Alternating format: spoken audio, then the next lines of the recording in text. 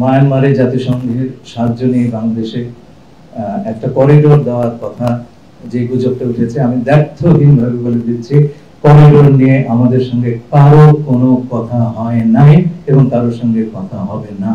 Corridor ব্যাপারটা বুঝতে হবে। করিডোর হচ্ছে একটা ইমার্জেন্সির সময় এক দুর্যোগপূর্ণ জায়গা থেকে মানুষকে সরিয়ে নেওয়ার ব্যবস্থা। আমরা এখানে কাউকে সরাচ্ছি না।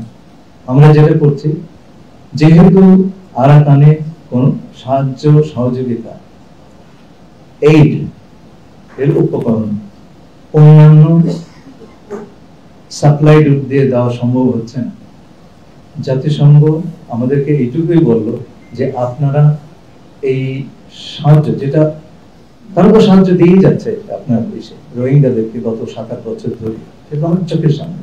তারা বললে কিছুটা দূরে বর্ডার, আপনারা এইটুকু জায়গাতে আমাদের সাহায্য করবেন যাতে আমরা ওপারে নিয়ে যেতে পারি। জাতিসংঘ তার বিভিন্ন সহযোগীদের মাধ্যমে রাখাইনের ভিতরে যে এই চ্যানেলগুলো আছে তারা সেটা যমুনা ইলেকট্রনিক্স ঈদে ডাবল খুশি অফার সিজন 3, যে কোনো পণ্য কিনলেই পাচ্ছেন নিশ্চিত ঈদ উপহার, এবং সেটা দিয়ে তারা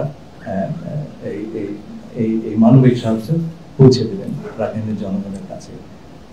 আমি আবারও বলছি, দ্ব্যর্থহীন কণ্ঠে বলছি, এবং আপনারা সেটা প্রমাণ করতে পারবেন, যোগাযোগ করলেই পারবেন। জাতিসংঘকে জিজ্ঞেস করেন, জাতিসংঘের সমস্ত রাষ্ট্রকে জিজ্ঞেস করেন, আমরা করিডোর নিয়ে কারোর সঙ্গে কোনো ধরনের কথা বলি নাই এবং আমরা বলবো না। আরাকানের যে অবস্থা তাতে করিডোরের কোনো প্রয়োজন নাই। আমরা এই কোনো করিডোর সৃষ্টি করে সেখানে কোনো ধরনের লোকজনের আপনার যাতায়াতের ব্যবস্থা সেটা করার কোনো এখন প্রয়োজন নাই। যে প্রয়োজনীয়তা আছে সেটা হচ্ছে সেখানে ত্রাণ সম্ভব পৌঁছে দেওয়া। আপনারা জানেন যখন মায়ানমারে ভূমিকম্প হলো, আমরা কিন্তু তাদের রিকোয়েস্টের বা আবেদনের অপেক্ষা করি নাই, আমরা পাঠিয়ে দিয়েছি ত্রাণ।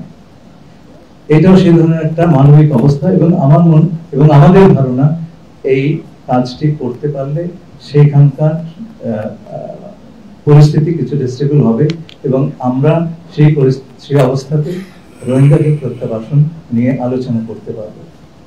যদি আরাকানের অবস্থা যতদিন অস্থিতিশীল থাকবে ততদিন আমরা প্রত্যাবাসনের কথা বলতেই পারবো না। আর প্রত্যাবাসনের কথা যদি নাই বলতে পারি তাহলে তো প্রত্যাবাসন কৌশল নিয়েও কোনো কথা বলতে পারবো না। সুতরাং প্রত্যাবাসন কৌশলের যে প্রিরিকুইজিট, পূর্ব শর্ত, আমরা সেখানে আসি নাই। অনেকে বলেছেন করিডোর নিয়ে আপনারা কথা বলছেন, তার সঙ্গে আলাপ করেন নাই। ভাই, অস্তিত্ববিহীন জিনিস নিয়ে আমরা কি করে আলাপ করবো? যার অস্তিত্ব নেই তার সঙ্গে সেই বিষয়ে আলাপ কি করে নেয়? আর আরেকটা কথা আপনারা শুনেছেন আমার জাতীয়তা নিয়ে, আমার একটাই ন্যাশনালিটি, সিটিজেনশিপ, বাংলাদেশের সিটিজেনশিপ। আমি এখানে আসার আগে আমার পরিবারের সঙ্গে আমেরিকায় থেকেছি, কিন্তু আমার কোনো আমেরিকান পাসপোর্ট নাই। বাংলাদেশ ছাড়া অন্য কোনো দেশের জাতীয়তা আমার নাই। এখন আমাকে যদি বলা হয় যে আপনি জাস্ট বিকজ কেবলমাত্র আমি আমেরিকায় থেকেছি বলে যদি আমাকে বলা হয় আপনি বিদেশি নাগরিক, তাহলে তো কালকে তারেক রহমান সাহেবকে সেই কথা বলতে হবে। আমি আবেদন করবো আপনার বুঝে শুনে কথা বলতে। আমাকে যদি আপনার ঢিল নিক্ষেপ করেন, সেই ঢিল কিন্তু অন্যের উপর গিয়ে পড়তে পারে। আমি যেটা নই আমাকে সেটা বানাবেন না প্লিজ। আর পারলে প্রমাণ করেন, আদালতে গিয়ে প্রমাণ হবে। আমার একটা রাইট আছে বাংলাদেশি একজন নাগরিক হিসেবে। আপনারা যদি সেই রাইটটা রেসপেক্ট না করেন, আমি আপনাদের বলছি না, যে কথাগুলি উঠেছে সেটা খুব দুঃখজনক হবে। সেই কথাটি তাহলে যে কোনো লোকের উপর প্রযোজ্য হবে।